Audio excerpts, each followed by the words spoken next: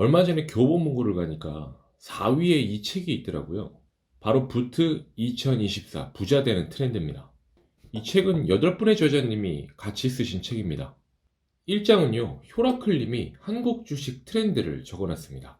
2장은 슬라브님이 미국 주식 트렌드를 적어놨습니다.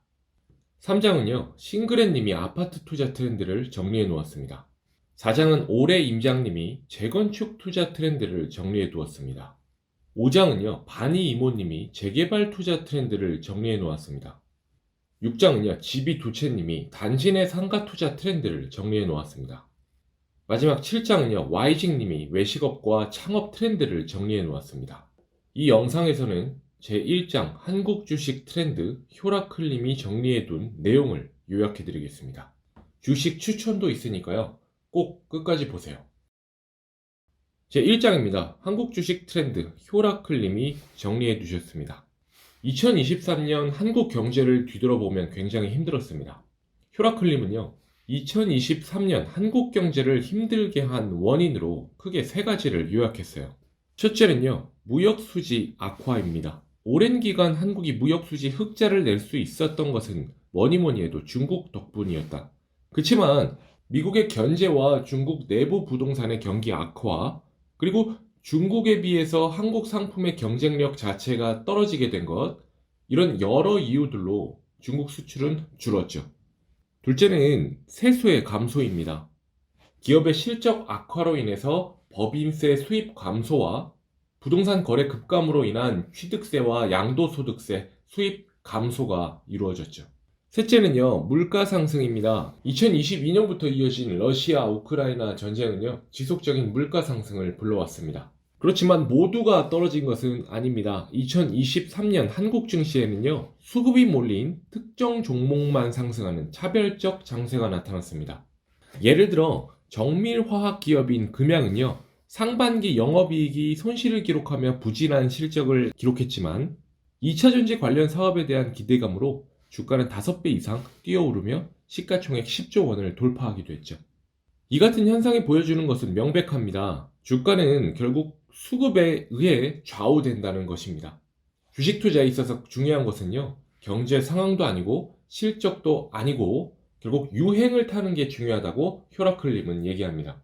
이제는요, 실적이 안 좋은 기업이 홍보만 잘해가지고 주가가 급등하는 것은 옳지 않다면서 고지식하게 생각하는 사람은 결국 시장에서 도태될 뿐이라고 얘기합니다. 시장 참여자들의 습성을 감춰하고요, 트렌드를 빨리 따라가는 사람이 살아남는 거죠. 게다가 어차피 시간이 지나면 그런 목소리도 점점 줄어들게 돼 있습니다. 비난하던 사람들은 모두 시장에서 퇴출됐기 때문이죠. 시대가 바뀌고 사람들의 행태가 바뀌는 것에 적응하면요, 투자하기가 편합니다. 물론 언젠가는 다시 유행이 돌고 돌아 실적에 따라서 주가가 움직이는 때가 올지 몰라요. 그러면 그때 다시 거기에 맞춰서 투자하면 그만이에요. 적응해야죠. 효라클님은요, 이 책에서 2024년 한국 주식 키워드를 총 5가지를 이야기해 주셨습니다. 그 내용을 공유 드리고요, 제가 추천 주식이 무엇이 있는지 같이 공유 드릴게요. 키워드 1번입니다. 바로 우주입니다. 우주. 지금 지구 곳곳에서는요, 저궤도 위성을 하나라도 더 빨리 쏘아 올리기 위한 경쟁이 벌어지고 있습니다. 이유는 5G를 공급하기 위해선 기지국을 설치해야 하는데 우리 영토, 국토를 비롯한 각각의 나라의 영토에는 한계가 있습니다. 영토에 한계가 있다 보니까 우주로 쌓아 올리는 거예요. 우주에 촘촘하게 저궤도 위성을 깔아놓으면요, 5G를 넘어서 6G 통신도 구현이 가능해지거든요. 대표 주자는요, 아시다시피 일론 머스크의 스페이스 X 회사입니다. 이 뒤를 쫓고 있는 것은 영국의 원웹이라는 회사예요. 미국에서는요, 스페이스 X에 대적할 만한 기업으로 꼽히는 건 아마존입니다. 우주 산업은요, 이제 겨우 정부 주도에서 민간 주도로 바뀌었기 때문에 아직은 큰 수익을 내기 전입니다. 지금은 각국의 기업들이 위성 제작과 발사에 자금을 선투자하는 상황이고요. 본격적인 수익이 발생하는 것은 2024년 하반기부터 가능할 전망이라고 효라클님은 얘기합니다. 이에 주목할 만한 위성 관련주로요, AP 위성과 세트랙 I를 말씀해 주셨습니다. 2024년 키워드 2번은요, 중국보다 미국입니다. 2023년 한국 경제는요, 중요한 변화가 나타났습니다. 바로 수출국 비중의 변화죠. 아까 언급드린 대로 중국으로의 수출이 대폭 줄어들면서 무역 적자가 계속되는 가운데 미국으로의 수출은 호조를 보였습니다.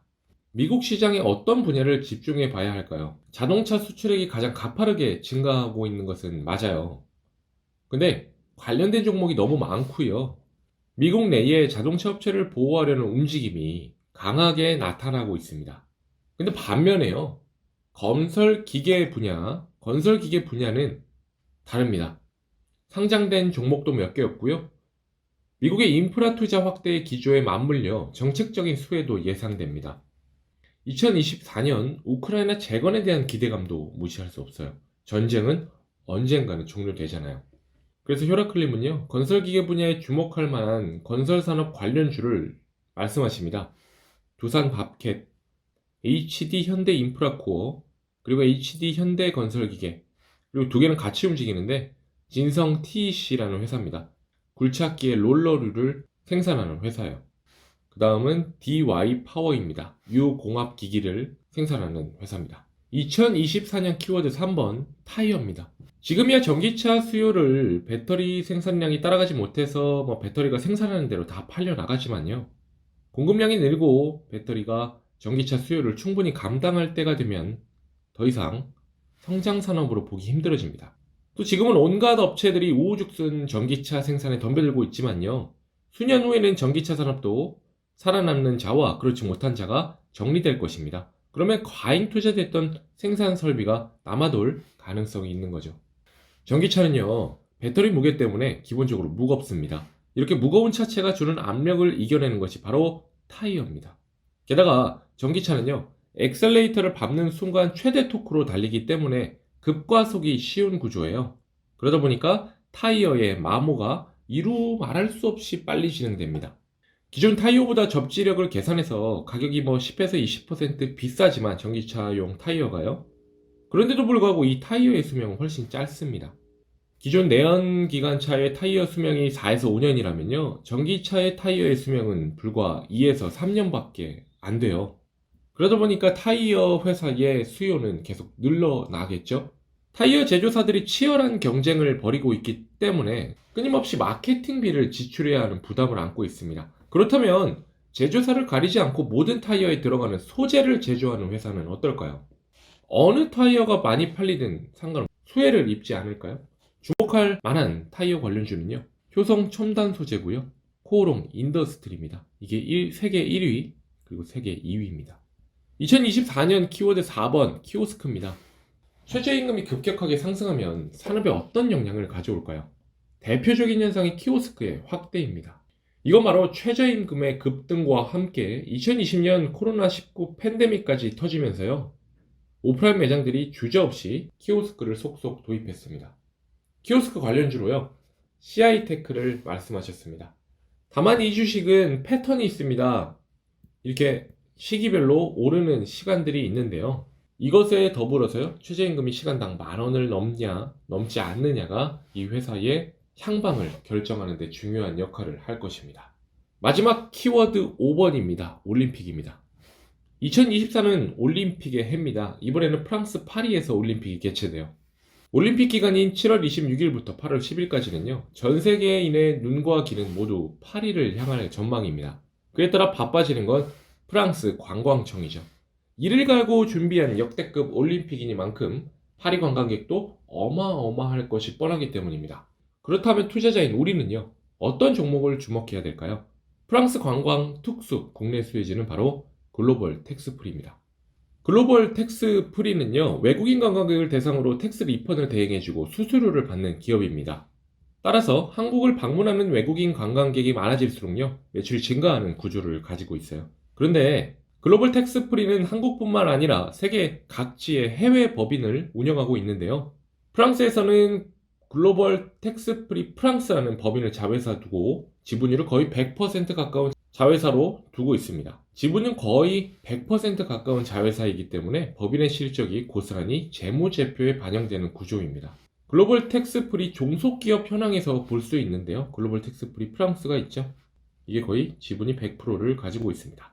여기까지 효라클님이 정리해주신 2024년 한국 주식 트렌드를 정리해보았습니다. 좋은 인사이트 받으셨으면 좋겠습니다.